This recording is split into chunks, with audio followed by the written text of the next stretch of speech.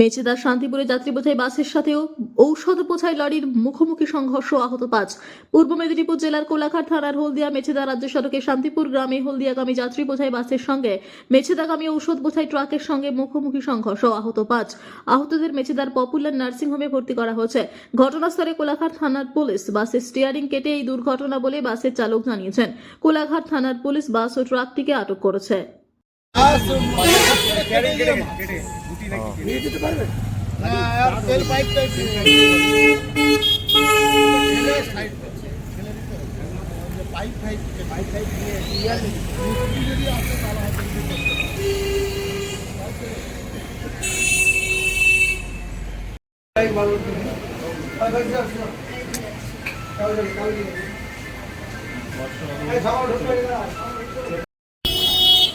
টিভিতে সবসময় এইভাবে ভিডিও লাগে, বাধ্য সুযোগ না থাকলে ওইভাবে করবি।